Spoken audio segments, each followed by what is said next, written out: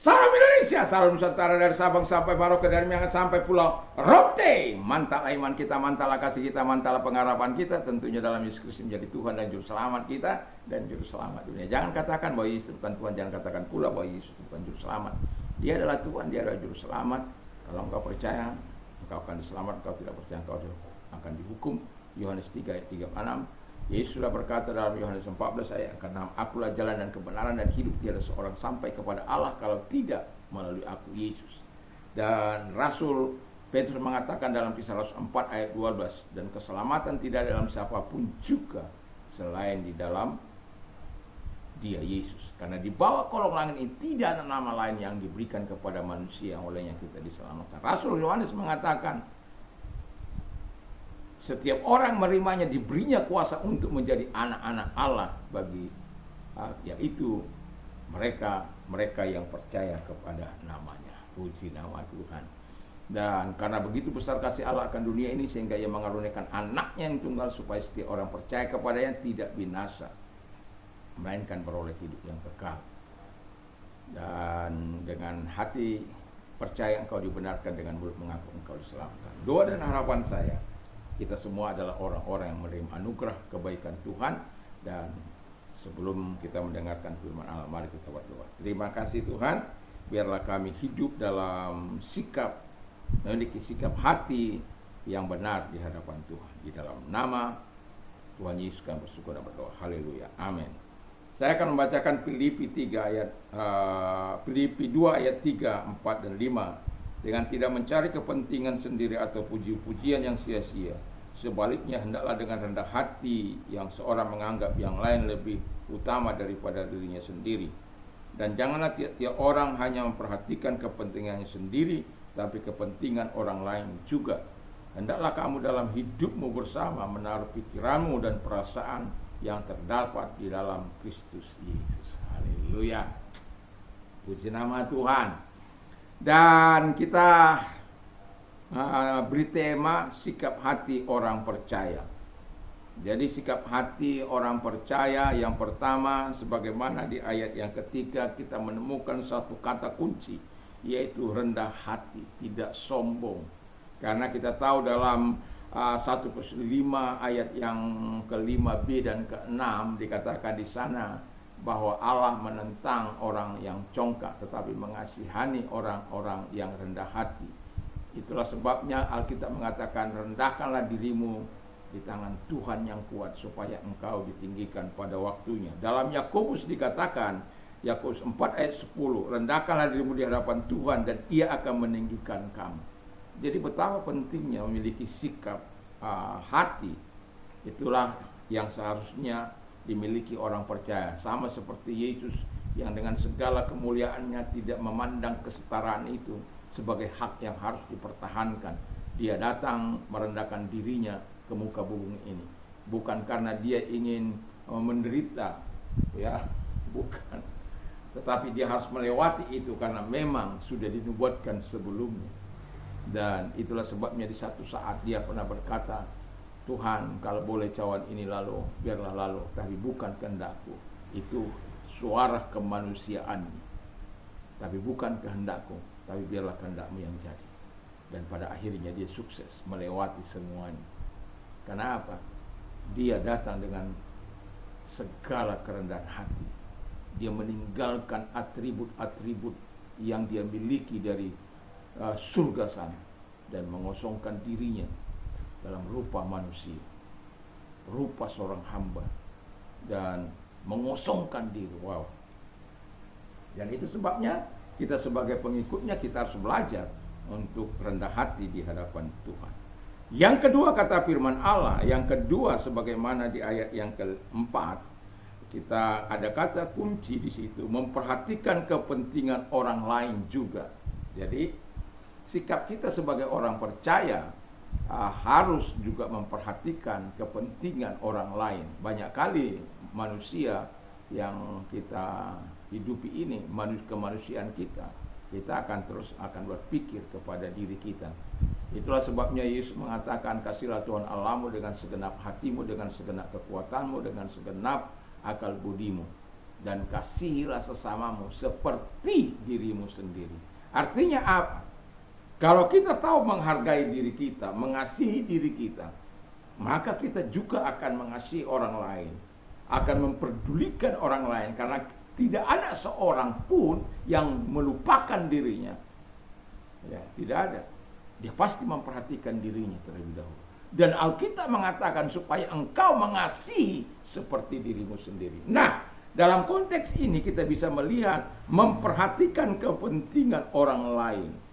Jangan mencari pujian yang sia-sia. Kadang-kala kalau kita sudah memperhatikan kehidupan orang lain, kita seringkali bermanuver, ya. Kita pencitraan, ya. Kita seringkali pencitraan di sana sini, senyum senyum, apalagi di musim pilkada sekarang. Tapi apapun itu, saya akan tetap menjadi pendukung orang-orang yang betul-betul konsisten untuk melakukan perubahan di negeri ini.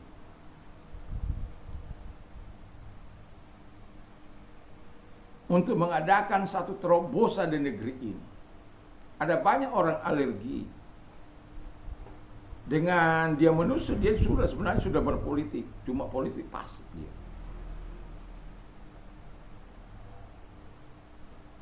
Semua hidup ini hasil dari politik.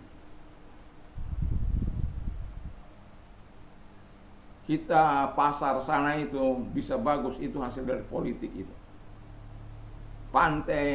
Tepi pantai bisa diperbaiki, itu hasil dari politik itu.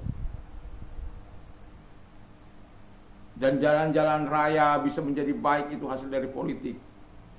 Anda sudah lihat bagaimana di Lampung pada waktu yang lalu, bagaimana jalan itu rusak, dan kemudian turun presiden. Itu hasil dari politik. Jadi jangan pernah alergi berpolitik, tapi dengan politik yang santun, yang baik, yang tidak korup, yang tidak merusak negeri ini, yang tidak merusak tatanan, tapi benar-benar untuk mensejahterakan. Dan itulah doa-doa kita, harapan kita bagi para politikus maksud saya, supaya mereka, baik itu yang di DPR, di provinsi maupun di pusat, membuat undang-undang tidak bertentangan dengan konstitusi negara. Jangan konstitusi negara malah tunduk. Ya, janganlah ya. Dan itu hasil politik. Dan itu sebabnya lakukanlah yang terbaik bagi negeri, untuk kepentingan orang lain. Dan kalau engkau ada di situ, orang-orang yang berhasil ada di politik itu, lakukan untuk kepentingan orang lain. Jangan hanya untuk kepentingan keluargamu, kepentingan dirimu sendiri, kroni-kronimu, enggak sehat itu. Tapi kepentingan orang lain. Wow, kalau itu dilakukan, sejahtera negeriku, diberkatilah bangsaku, hidup dalam damai dan sukacita yang berlimpah-limpah. Karena memperhatikan kepentingan orang lain. Presiden memperhatikan kepentingan masyarakatnya dari Sabang sampai Merauke. Gubernur memperhatikan di wilayahnya, bupati juga demikian di wilayahnya, dan juga kota juga, wali kota juga demikian.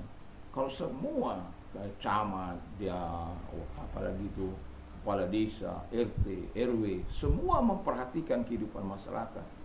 Yang ini yang dapat sumbangan justru yang kaya raya, yang tidak punya akses ke tempat pejabat-pejabat tingkat RT saja nggak bisa mendapatkan yang seharusnya mereka harus mendapat. Tapi itulah ketidakadilan. Ya mungkin dia keluarganya dulu lah, ya. Tapi sebagai manusia seharusnya kita harus mengelebihkan yang utama, walaupun itu keluarga kita.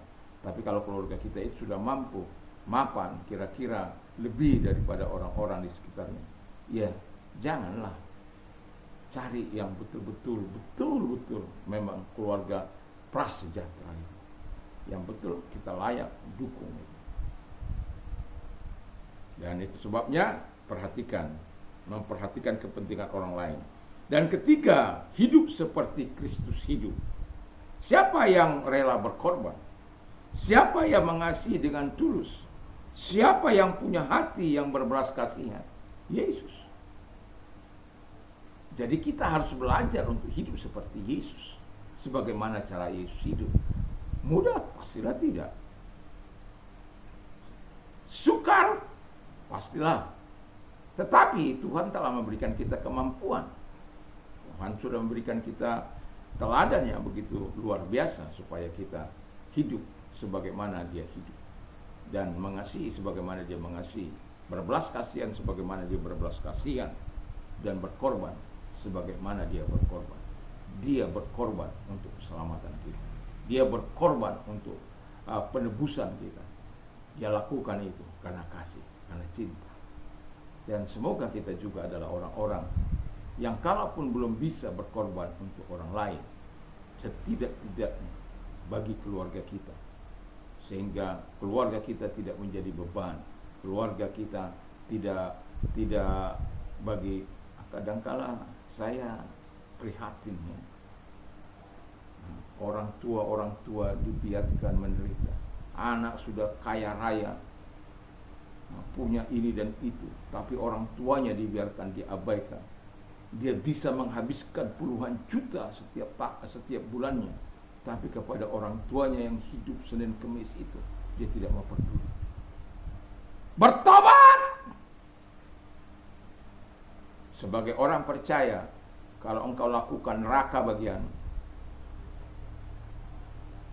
gak ada guna ciwi ketawa sana ketawa sini, gak ada. Karena engkau mengabaikan orang tua. Dan kalau engkau masih diberikan hidup melihat orang tuamu, bersyukurlah dan perhatikan itu.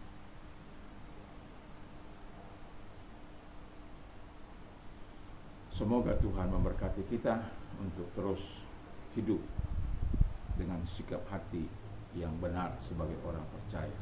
Mari kita tunduk kepada Kita berdoa. Terima kasih Tuhan, biarkan kami menikmati kasih dan kuasa-Mu dalam hidup ini, di dalam nama Yesus Kristus.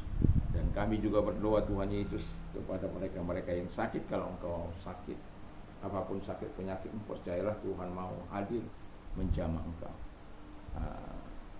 Sejak 1 Maret 1987 sampai hari ini, saya mengatakan dengan jelas, Yesus itu tidak pernah abai terhadap janji. Ketika saya sakit, ketika saya minta pertolongan kepada Dia, Tuhan mengabulkan. Dan Tuhan yang kusembah itu mampu juga menolong engkau dalam keadaan apapun. Bahkan di saat-saat kritis, saya mengatakan Tuhan tidak pernah abai. Dia sudah melakukannya kepadaku, dan Dia juga sudah melakukan kepada orang lain. Dan Dia juga bisa melakukan kuasanya bagimu kalau engkau percaya. Kalau engkau percaya, mari kita berdoa. Angkat kedua belah tangan. Tuhan Yesus, lihat tangan-tangan yang diangkat kepadamu. Apapun sakit penyakit mereka, tidak peduli apapun itu Tuhan, engkau mampu menjamah mereka, engkau mampu menyembuhkan mereka. Saat ini juga dalam nama Yesus, terjadilah mujizat-Mu terhadap mereka di dalam nama Yesus. Terima kasih. Dan oleh pilu-pilu daripada Tuhan Yesus, mereka sembuh oleh kuasa-Mu. Mereka sembuh dalam nama Yesus. Dan bagi mereka-mereka yang memiliki persoalan hidup, kalau engkau orangnya, angkat kedua belah tanganmu, kita berdoa, serahkan semua ke dalam tangan Tuhan, dan kita berdoa. Dalam nama Tuhan Yesus, lihat tangan-tangan yang diangkat. Ada banyak persoalan umat-Mu, tapi kami tak percaya bahwa Yesus adalah solusi dalam semua persoalan kami. Karena Paulus mengatakan ketika dia mengalami masa-masa sulit, penganiayaan dan lain sebagainya, penderitaan, dia berkata, Tuhanlah yang melepaskan dia dari segala kesulitan, masalah yang dihadapi.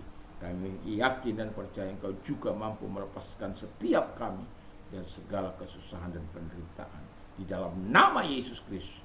Dan apapun masalah kami, Engkau Tuhan yang tahu dan akan menjawab sesuai dengan kebutuhan kami. Dalam nama Yesus kami bersyukur dan berdoa. Haleluya. Amin. Kiranya Tuhan Yesus memberkati di pagi ini perjalanan iman kita tetap di dalam penyertaan Tuhan dan ketaatan menjadi bagian hidup kita. Tuhan Yesus memberkati. Mantap, mantap.